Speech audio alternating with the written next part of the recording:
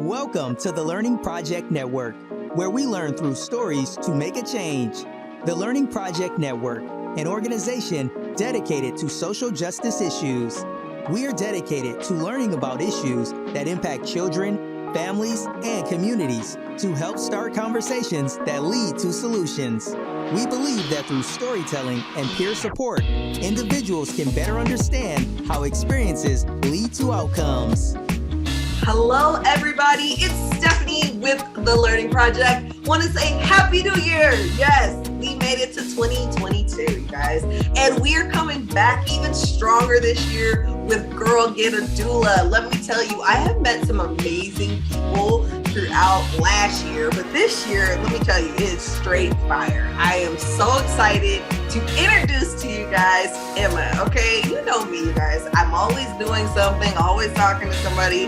I decided to take a prenatal course training that's focusing on mental health. It really was for like clinical, what do you say, social workers. And I was just like, you know what, I'm gonna jump into this.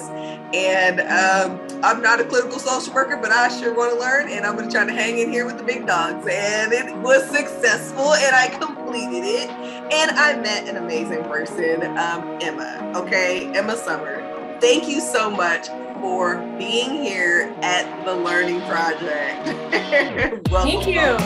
Oh, I'm so like proud to be here. I think everything you're doing is so cool. And yeah, you were like one of the most insightful, interesting people in that training. So it's funny to hear you say that like you didn't feel, I don't know, like you're not a social worker. I'm not either. Team. High five. Mm-hmm. For those that are watching the video, I just gave her a virtual high five. So we're in this class and we're just talking, everybody's talking about different things, and Emma and I connected and we just like talked over the phone, and I just felt like, well, actually over Zoom. I feel like Zoom is in the phone. But, we talked and I just said, oh my gosh, this is like instant connection. Like, I love everything that she stands for, everything that she's doing. And I just wanted you to come on and to share with our listeners and watchers and viewers and participants, all the people that are involved with the Learning Project, to just really be educated more on the mental health aspect and safety aspect that you have brought up during our conversation. So before we dive into all of that, Emma, who are you and what are you doing in the community to make a difference? Just a tiny little question. Just a tiny one. Who am I? Well, I came to like the birth world as a birth doula about 15 years ago. I was a birth and postpartum doula for a long time. And then through working with postpartum families, I really got more interested in the mental health parts, because there's all kinds of things that come up before you have a baby, during birth, and then afterwards. Like there's just a lot of stuff in there. And so I learned about those things being with people, and being it with them in this very intimate way. I think that's why this series you're doing is so cool, is doulas have this really unique perspective that nobody else has. Even other care providers don't see people in their homes with as much regularity, with as much like singular contact. Most practices have a bunch of people in them, and with a doula, it's very like one-on-one. And so you get this interesting and very special view of what's going on with someone. So that's what I was doing for quite a while. And then I got more interested in mental health. And I am now in my final year of grad school, and I'm a clinical intern at Perinatal Support Washington, where I'm doing one-on-one psychotherapy with perinatal people and people in that population and time period. And then also some therapy groups. So that's oh my gosh. Love all of this. So let's just talk about perinatal support. Am I saying that right? Am I saying the title? Okay. Y'all, I got mom brain. I got to check myself sometime because I'll be on here saying stuff and you be like, Stephanie, that is not a real word. But I'll be like, yes, it is. But it is not. So I want to make sure I'm saying it correct. So perinatal support, you guys. So I actually started going to some of their support groups because I don't know if you guys remember me talking about this. Like I had like this crazy moment where I was just like, I don't have anybody. I don't know what I'm doing. I got this baby and my whole life is changing and I'm feeling like a baby. Stop being a baby. I was like, you know, doing this Dr. Jekyll, Mr. Hyde thing. And, you know, I found perinatal support and it was a lifesaver for me because I just went in there and I just wanted to talk to anybody. And I felt like a connection with the women that were in there. And we just like gave each other support and help. Like that was huge, you know? And so when I went through that experience, I was like, I have to take some training with them because this is life. And so I ended up taking the training I was mentioning to you guys. It was a 10 weeks course. And I thought the way that they are approaching postpartum care, and even they have support groups for individuals that are currently pregnant, high risk, if they're dealing with any like psychosis issues. I think, was it psychosis? No, it's what is the one? I can't remember the one. There's one that's like for anxiety. What is it called? I can't think of the other words, but it goes along that spectrum. And so it's a support group for mothers that are dealing with some of the anxiety, OCD, and a couple other things. And so it's really cool. So I would definitely check out some of their support groups that they have available. And they also have Prenatal Support Central, I think it's the title. I'll have it down in the description, you guys. But there's another one too that you can go to, which is focusing on peer support groups. So Emma, tell me a little bit about, we're gonna backtrack a little bit in your story here. You had mentioned something about doulas being able to have like this one-on-one partnership and care through a person's, I call it a body journey, because you don't know what's going to happen, and really your doula is there to help you go through whatever happens. What is it about human connection that makes a person's birth story or their body story so powerful? And how would you describe that to our listeners and viewers? That's such a great question.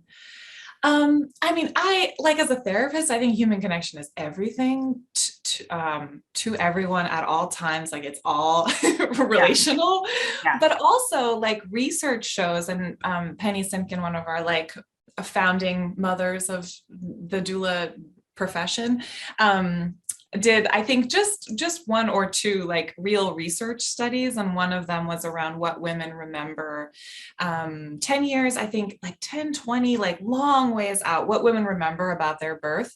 And what they can recall is so specific to the kind of support that they got.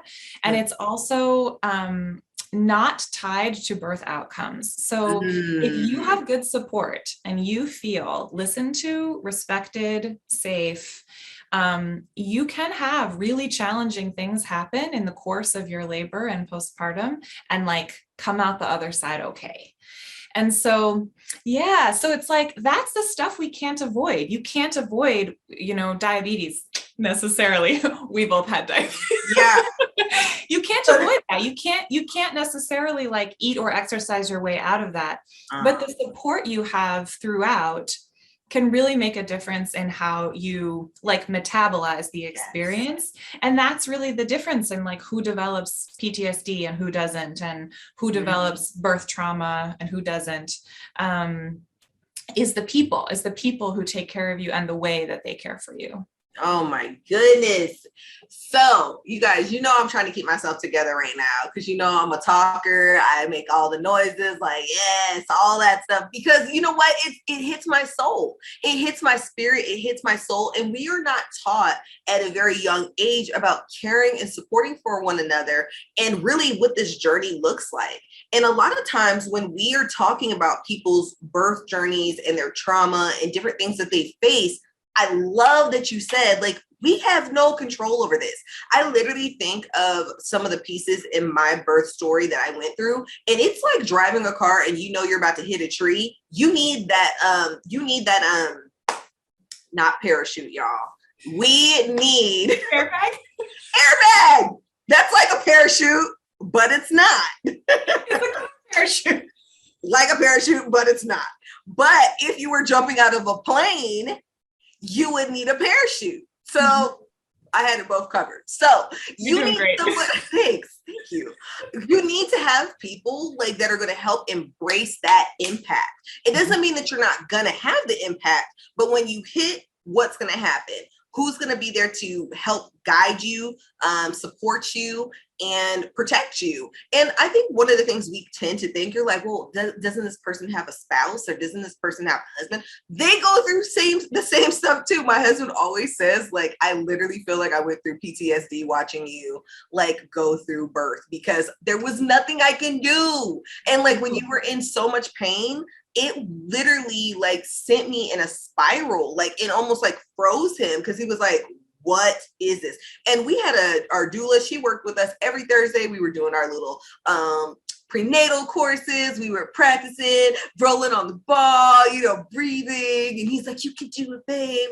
And then I got in there, and I mean, I wasn't like I was really focused, but when he had to see me like be in those painful moments, and I just had a ride with it, and so did he. That was a whole different experience for him. And we don't talk enough about the trauma or the mood disorders that happen after you have a baby, that happen to your significant other. I'm going to always speak from a woman, and a Black woman, and a person with a husband's point of view. So I want all of my listeners that are like, what about this person? What about this person? I can't speak from all birthing people's journey. So I'm going to always speak from my point of view and my perspective.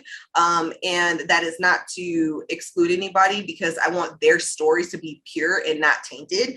And so when you hear me say woman, man, that is why I'm speaking from that view, because that is the viewpoint that I can speak from. But let me tell you guys, what you just unraveled, Emma, and I saw you like nodding about the mood disorders and different things that the spouse or the man or the partner goes through. Do you want to put some extra spice on that? Sure would. Let me get out my pepper shaker. Yeah. They are so invisible. I mean, you think birthing people are invisible, like partners are invisible in our cultural understanding of what it's like for a family to welcome children. Yes. And I'll also just say, like, very quickly, but I think it's important that, like, when I say men, I mean all men. When I say women, I mean all women. And in general, I just try to use the word person. But yes, I'm talking about everybody. I'm talking about anybody who has a baby. And yes, one of the main risk factor for a partner in developing a postpartum mood or anxiety disorder is their partner having a postpartum mood or anxiety disorder, like more than anything else, more even than their history of mood disorder. So for the person who has a baby, like there's a lot more in terms of the soup that like could lead to an anxiety disorder or depression. And for partners, it's like a direct line to the person who had the baby, because they're spending a lot of time with them. Their hormones are changing and reacting. They're sleep deprived. Sleep is like the number one thing. And so it's really important to look at the family system. And yes, nobody pays attention to them. And I would say that starts in labor. I mean, it starts before, but when you get into the room, it's really interesting the way a partner will just sort of like fade to the side, and how it's very uncommon to see a care provider really work to bring them back in. It might like, do you want to cut the cord is kind of their only role, but it's like acknowledged by anyone. And maybe they don't, and maybe they have a whole lot else to offer. But yeah, it's very challenging for them. And like you said, I think particularly for, like it's harmful to be heteronormative, but also there are these, there's a reality about masculinity that a lot of men live in. And it's particularly hard for them when they've been taught their entire lives sometimes that they need to be protectors, that they need to be providers, to come into a situation where they have they don't know what their role is. They don't have the expertise or understanding to even really engage. And then the people who are in charge, the medical staff, aren't really helping them to participate. Yeah. They're at sea. And then if anything scary happens, unless there's somebody there to be talking in their ear, this is okay, this is normal. You know what, somebody's running and you don't want to see anybody running in this situation, but here's something reassuring that I see. This is what doulas do. They can develop serious PTSD, and then nobody asks about it afterwards. So a birthing person is lucky if at their 6-week visit, they have any sort of perinatal mood screening. But when does a partner ever have anybody ask how they're doing emotionally? I mean, never. That part, I'm gonna let that sink in. If you didn't hear that, I need you to rewind this and I need you to hear it. Let's just stay on that part right there. So I always bring this book up, The Fourth Trimester by Kimberly Johnson. Love, love, love her. I don't even know where she is, but Kimberly, if you ever hear this, please call me. Let me know if you can be on my podcast. I know I'm a little in the big pond, but just let me know because we can do this. I love your book. So she talks about in the book about the separation and divorce rate that happens within that first year. And it is a huge number. It's something like 40 to 35%. It's pretty big. And if you really think about that, some of the most trying times happen right after you have a child. What has changed? Why are you feeling this way? Why am I feeling this way? And the fact that you brought up, they get no visit whatsoever. Let that sink in, y'all. What are we really saying about people's mental health? Who deserves access to care? Who deserves access to help? Who deserves to be seen and heard and really connected in such a powerful journey, but we don't see that. And we only see it from one lens. So I'm really glad that you brought that part up. And I think it's a perfect segment into the next part that I really want us to dive into, which is mental health. So many people have different mental health, I don't even want to say signals, but symptoms that occur, and we really ignore them because of strong woman syndrome. We're supposed to be strong. You're supposed to be happy. You had a baby. You should be grateful. There's so many women that cannot have children. These are the messages that are so full of toxicness that really impact how we are able to express ourselves and to be able to say, I am not doing good. I'm always put together, but I'm not doing good right now. And I need help. And so let's dive into that.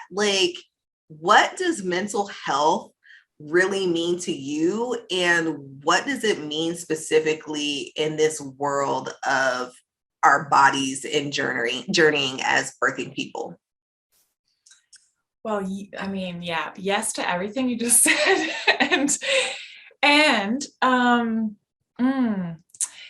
I mean, what I think of mental health is it's like health in general. You have health and it's good or it's bad or it's complicated or there are parts that are doing okay and parts that are not doing as well. And so the same with mental health. You can be mentally healthy after you have a baby and you can be unhealthy.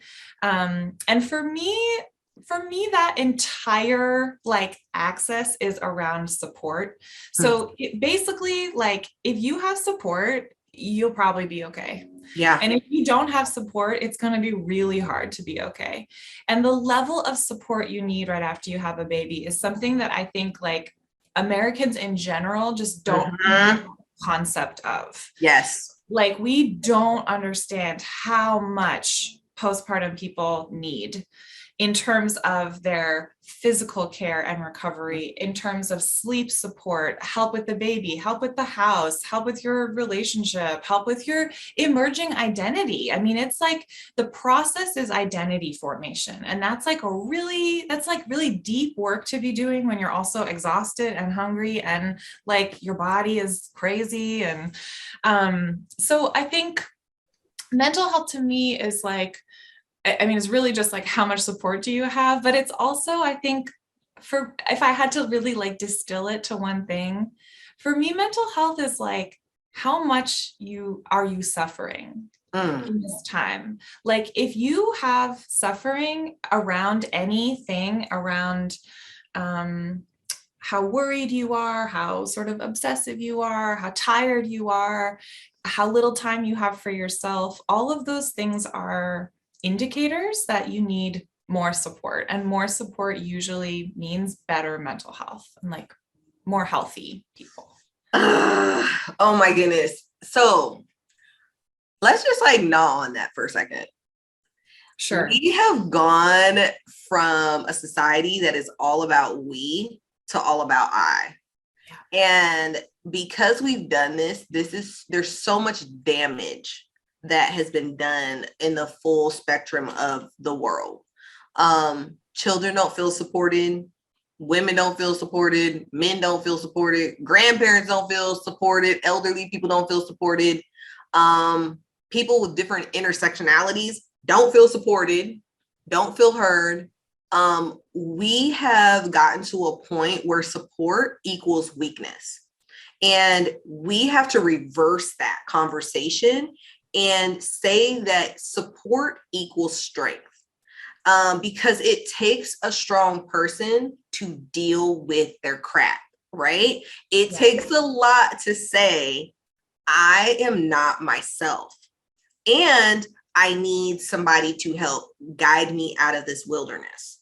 Can you give me the tools to do this, right? There are some people that are going to come in with so much more baggage than another person.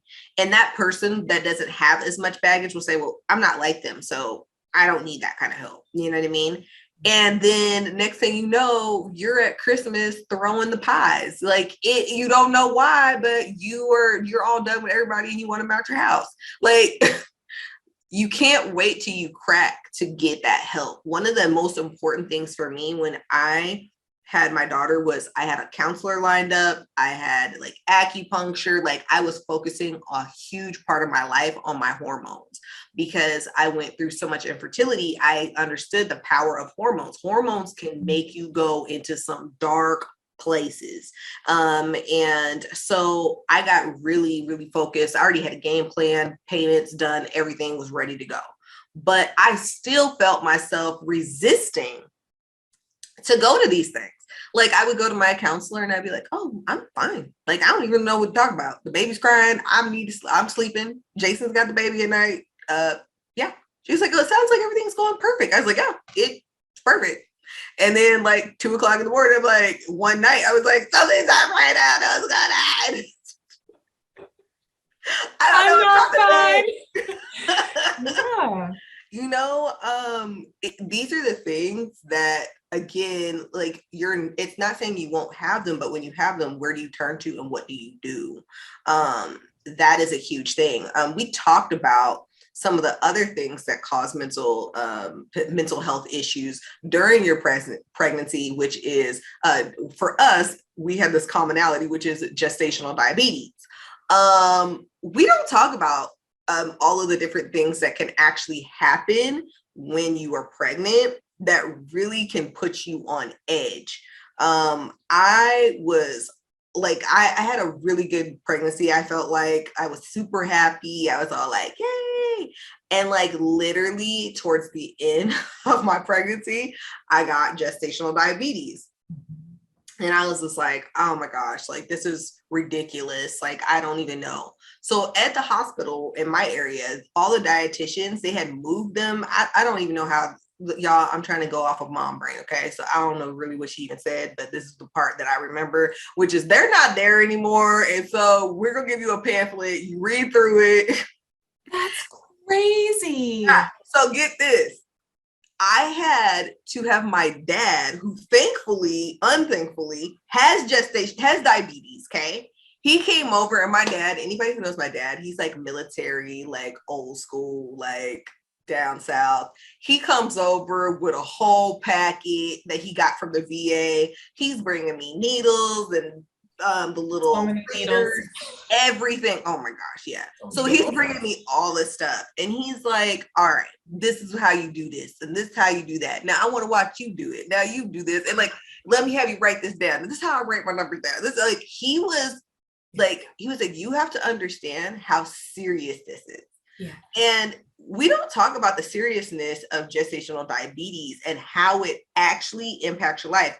I was allergic to my insulin, so my legs were itchy. I had bruising. I was like, I always had to think about it. Like, it was something that, did you eat enough? Did you not eat enough? Did you, like, what your sugars look like? Like, it became so all consuming. And I remember when I first found out I had it, and I needed to go get the pins for the insulin. So I did not know this, y'all. So my deductible rolled over, okay? Starting at 0, okay? So that means that I need to meet my deductible in order for my insurance to cover all of this. So I go get my pins, order them, get there, and they're like, that'll be $1,000. Yeah. I was like, what? I was like, where's my insurance at?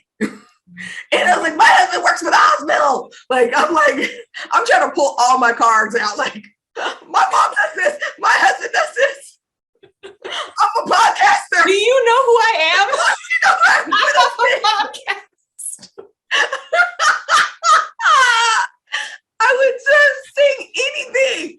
And luckily, let me tell you, I have got to give these two people at Rite Aid a shout out. Brandy and Olga. Those were my people at Rite Aid on the South Hill, Spokane, Washington. Yes. Let me tell you, those two ladies were like, Stephanie, don't worry about this. We're going to handle this. We are going to figure this out.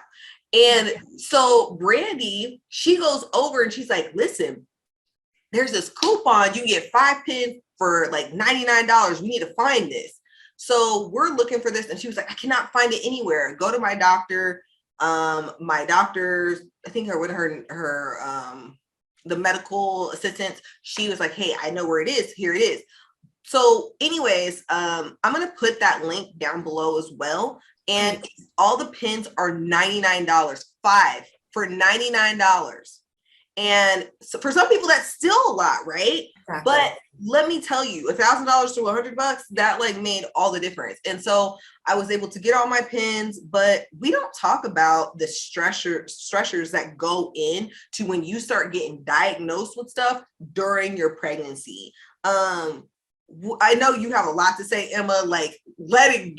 You done something like holding it back, and you see her face like, say something. Say it, girl. Say it. Let it out. I mean, what is like, can you believe that we have something that is coupons for insulin? Like, insulin is a life-saving medication. Yeah. If your blood sugar level goes too high, you can get in a coma. Like, insulin should be a right. It should be something you can have. Like, just, I mean, same with tampons, but don't get me started. Like, yes. They should be free. Should be provided to you. And so, yes, I mean, I have a million of my own stories over the course of this one pregnancy with things about insulin, about at the very beginning, not being told that it needs to be refrigerated, and then like having, warmed up insulin that then I have to just like buy more, and nobody, I mean, how was I supposed to know, right? It's a whole education that you get. And I was just so lucky to find an incredible dietitian. And I would say she made the biggest difference in my experience. But it's interesting that we identify these people, right? Like that's how we got through. Like Nagin got me through my pregnancy. And these ladies at the Rite Aid, like figured this. I mean, if you, you would have somehow come up with $1,000, you would have not gotten your insulin. Like what are the other options, right? But you figured it out because they took care of you, and like, they shouldn't have to do that, but it's so important that people like that exist. And so, yes, we just need more support. And I really connected with you talking about like the hypervigilance around food and blood sugar and how you have to think about it all the time. I got diagnosed really early in my pregnancy, and my diabetes was really bad, like yours was. And so I ended up getting a continuous monitor, which was helpful, but it was also like, when I woke up in the morning, I had to check my numbers from overnight. Like when I woke up in the morning, I had to make sure I wasn't too low to get up and go get my breakfast. Many times I had to text my husband who was out in the kitchen, can you bring me something with this many carbs? Because I can't get up until, that really affects your functioning, like your activities of daily living, if your blood sugar goes too high, you shouldn't drive a car. Like this is real. And I think what's really interesting about this and many things related to pregnancy is that a lot of people look at diabetes as something you eat your way into. Like it's a very blaming process around this disease. And what a lot of people don't understand is that this is an endocrine disorder. So the reason that diabetes is growing is partially because rates of obesity are growing. And there's just a way that like fat is an endocrine, is part of your endocrine process. But there's also a whole host of hormonal things that are happening with thin people getting diabetes. White people are much less likely to get diabetes, but way more white people are getting diabetes. It's not just about food. And so, there's just like, there's so little support. There's such a mediocre insurance response to diabetes. And I don't think it's caught up to how many people have it. So there's a lot of this sort of like informal educating going on. Like my pharmacist called his dad once to ask a question. Like you had to talk to your dad. I'm like, my endocrinologist should be giving me this information, not the pharmacist's dad. Like, why are we calling this guy? Oh my goodness. You hit that on the head, Emma. Like, I don't know how to stop talking about it. No, please keep going. Feed us more knowledge, okay? We're all knowledge junkies on this podcast. Like we're all that. What's interesting to me about it, and one of the reasons I love sort of like medically fragile pregnancies and babies, is that I have this really personal connection to this process of having something high risk go on in a pregnancy. And I think that is also something that we lose sight of when we're thinking about mental health in general. Sorry, and this is what I wanted to say about hypervigilance with food, is that when you get in that place where you have to be checking all the time, so whether it's diabetes or high blood pressure or many other disorders in pregnancy that require a lot of attention, you then switch over into having a baby. And it's really hard to turn that off because you've been put in that mode by medical providers saying like, don't miss it. Make sure you're paying attention. And also make sure you're paying attention because something could go terribly wrong. So then you have a baby and it's really hard to just be like, well, now I just went from that to just enjoying my baby. Like, you're like, are they breathing? Are they like, what's happening with poop? What's happening with naps? Like, it's so hard to turn that off. And hypervigilance is a real risk factor for perinatal anxiety disorders, especially OCD.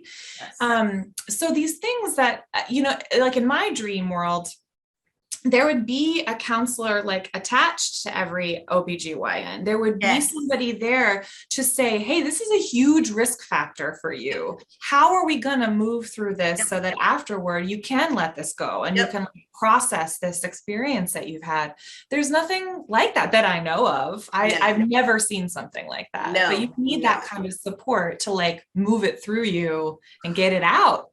Oh my goodness, y'all. If you're not watching the video, my face like right now is just like crazy.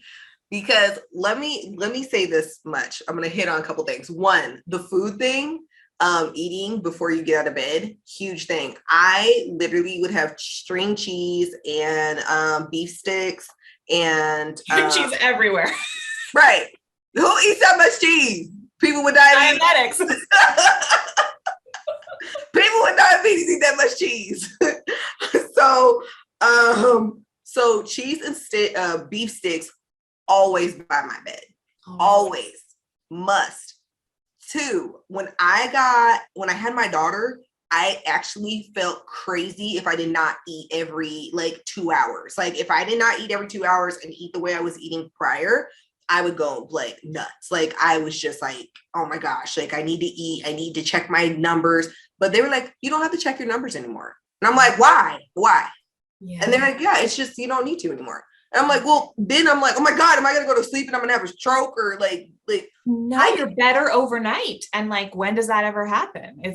Never. An adjustment. So, right. I was still checking my numbers because I was like, you know what, this cannot be. And my numbers were fine afterwards. Yeah. Then exactly what you're talking about, which is you're worried about your baby. Am I doing everything right? Am I focused on the right things? Am I eating enough? And then you're breastfeeding. And it's just I don't know if you ever seen this TikTok, y'all. If you haven't seen it, it's this analogy of people saying destiny getting ready to take you into your destiny. And he's like, okay, hold my hand. And he's like, okay, on the count of 3, just be ready to go. And he's like, 1, 2, 3. And he's like, hold my hand. And he's like, and the video is showing the person running with their hand out. And it's this, they're being dragged into their purpose or whatever. This is kind of the same analogy for me, which is you go from having diabetes, doing all this stuff, and then you just go into this full blown, just running mode. You don't know what's going on. You're just trying to move with whatever's going on. And I think that's the part that's so hard, is that we don't take time to just digest what has happened to us, even if it's nothing really bad that's happened, but being able to give yourself that time to self-reflect and figure out what is it that you need. And exactly what you said, creating a plan. So a lot of people put a lot of focus on their birth plan, but there is a postpartum plan that you can dive into. And luckily for y'all, on our website, we're going to be having all these different things, but the postpartum plan, I think, is the most crucial, because when you have gone through understanding what you need to do or how everybody needs to function around you, that's huge. I didn't have a postpartum plan really made up, because I was just in a la land, which is everything's gonna be perfect. And my doula was like, hey, Stephanie, we need to get this and we need to do this. And I'm an avoider. So if there's something really I don't want to do, because it's going to challenge me to think about what I'm going to have to do, sometimes I'll just be like, I'll do that later, and put a smile on my face. And she's like, no, you need to do this now. We need to talk about this. And so luckily for me, we had a lot of conversation about what I need to be aware of and what I need to expect and how I need to set my next part of my journey up. But it was still hard for me to execute it. But because we had the conversation, my mom would come over in the morning and cook and clean, and because she knew Jason had been up all night. And then she would go to work, and then he would be here and he would do the middle of the day, and then somebody would come and give him a break. And then, our family really came together and jumped in because we had the conversation, because I had a doula, because all the right questions were being asked. And my doula was really good about following up with me and talking to me. And not every doula is a great doula, right? There's some people that have really bad doulas. However, majority of the people that I have spoken to, and I can only speak from my own lens, y'all, they have been the doula was my saving grace. If I wouldn't have had my doula, I don't know what I would have done in a lot of situations. So we talked about gestational diabetes. We talked about mental health. What are some of the things that you like to focus on as far as with your clients, with people you work with? what is like your number one, like this must be talked about because we don't talk enough about it? It's so hard to choose one. I know, right? I do have a couple like really big things though. And maybe if I could have like different categories, I could have just one. Like in a physical sense, sleep. Mm-hmm. You just have to. You just have to. And you have to figure out how. Yeah. So like the baby won't accommodate you. No. And I think that's where people, I mean, it makes you crazy, like that. I'm not supposed to use that word really ever, but like it's a good way to describe it. Makes you crazy. It just does. Like lack of sleep makes you crazy. You can look up any journal article, like, and talk to anybody you know, they'll say the same. And so you have to figure out a way to do it. And I think this is where people start asking, like, can I sleep train my 2-month-old? And you really can't. Like, there's a period of time where you physiologically cannot ask any more of a baby. And so you have to ask more of your support system. And you have to figure out how it's going to work. You have to know your own sort of sleep temperament. Like, can you take a nap? Can you not? If you can't take a nap, you got to get all that sleep at night. So when will your night start? Will it start at 6 p.m.? Maybe sometimes, like, but you have to prioritize it. You can't do anything without the foundation of sleep. And so I would say sleep is the most important thing, if I had to pick just one thing there. And then along with that is like the people who help you get it. And then I think if there's only one thing, like there are a lot of different things that sort of come under this umbrella, but in terms of like an ideology, I think self-compassion is the thing that I'm working on the most with moms in particular, and like female identifying people, because we are so good, and I include myself, we are so good at seeing the things that we are not doing good enough. And it's so interesting to me, like there's really old theory about good enough motherhood. Like that's a main thing in psychology. And yet we are constantly thinking about the ways we are not good enough.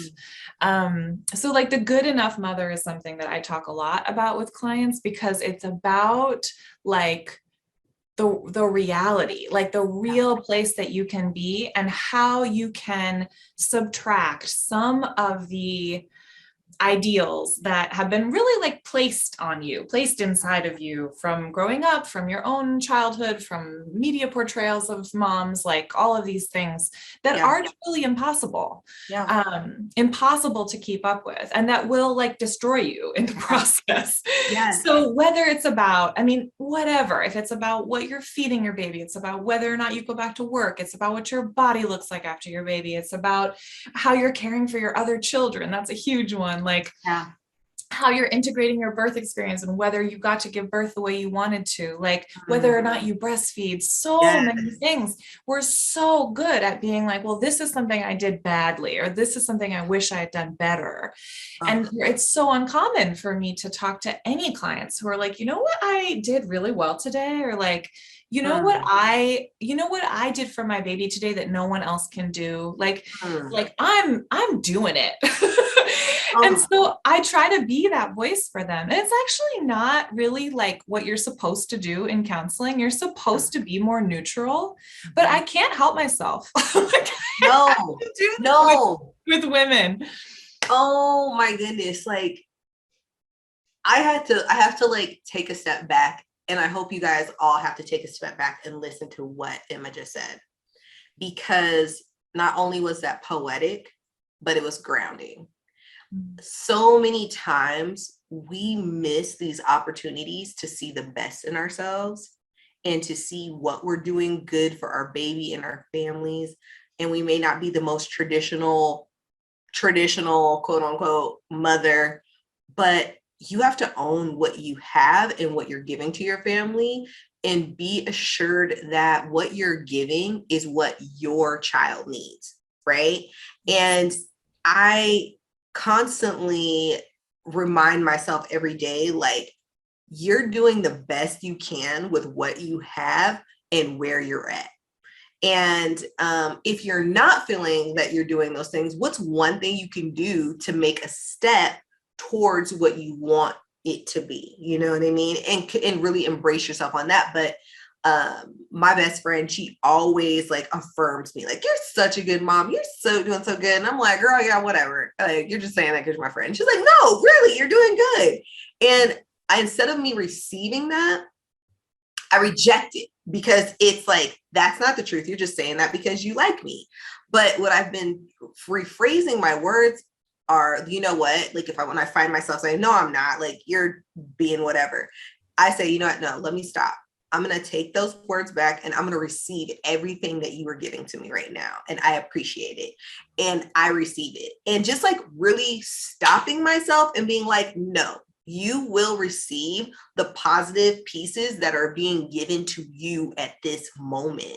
And so many of us need to hear that and need to remember that. Like, this conversation that you're talking about really does encompass safety, because it's the safety of self-esteem.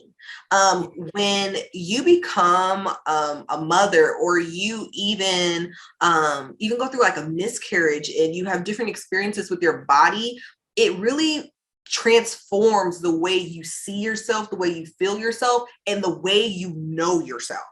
And it's like you're becoming a new person all over, and you literally have to get to know who you are on a physical, mental, spiritual way. Like, I remember telling somebody, I was like, I can't even like turn. And I was like, why am I so freaking stiff? You know, like, but I had to realize, like, your body just went through a whole bunch of trauma, even though you may have not felt it was as traumatic.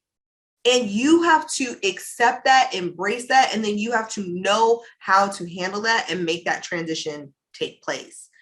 I love this so much that we're talking about this, because somebody needs to hear this. And you guys, listen, you know me. Do not send anybody chocolates. Do not send them roses.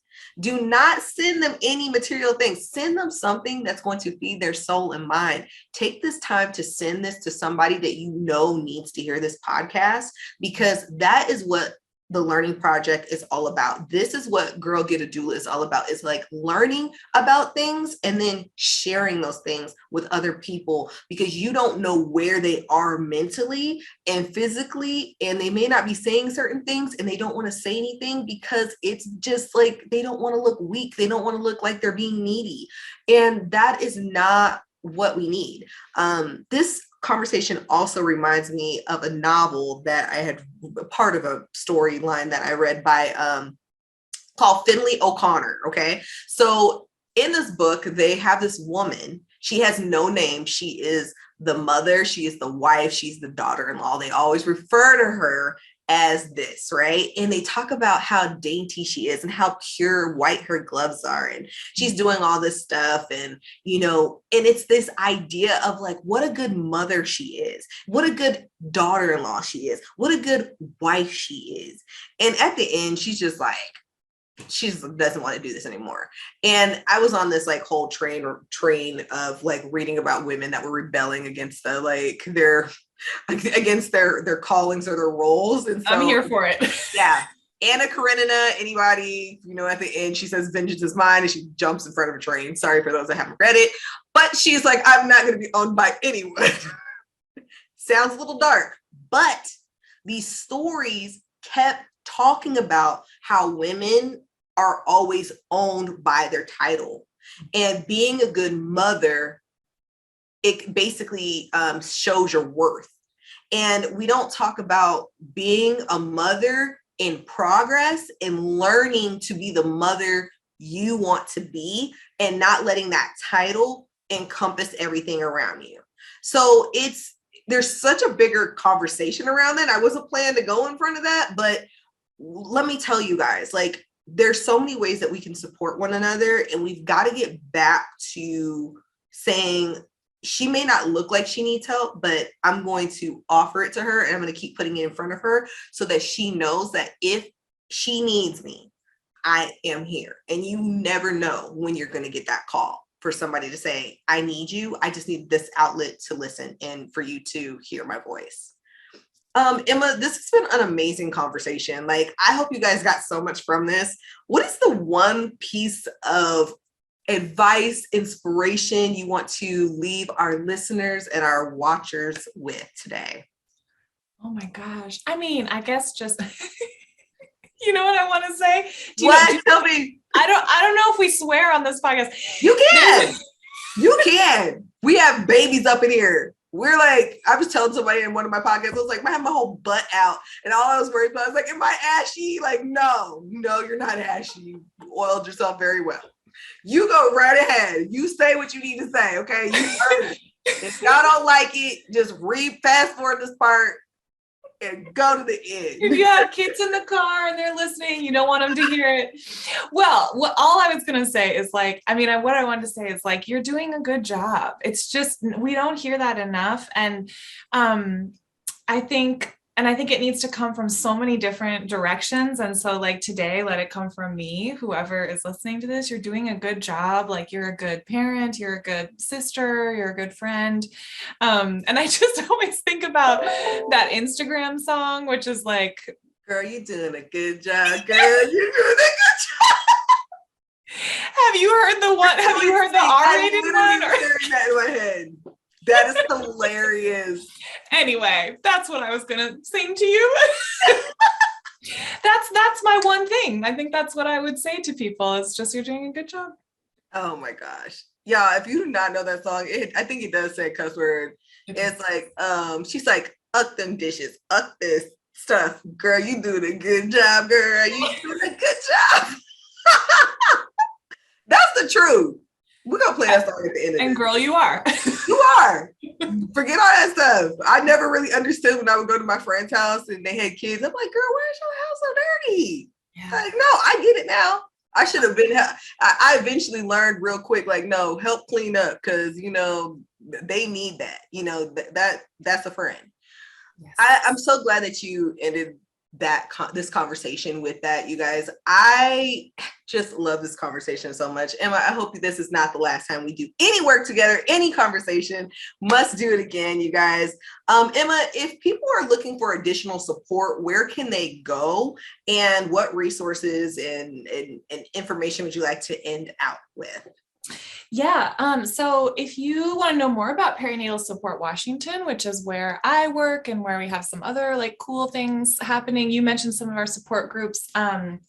You can go to Perinatal Support on Instagram, or perinatalsupport.org is the website. And we also have a support group just for Black parents or people parenting Black children. So that's an amazing support group that's held every week. We're working on a Spanish speaking group.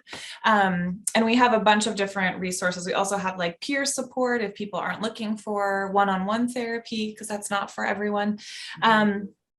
But I will also shout out a couple of other like amazing people. I wanted to say, just for anybody, anywhere, that Erica Chidi's work at Loom is incredible, and her educational platform around like reproductive health for women and female identifying people in general is amazing. And you can go find out more.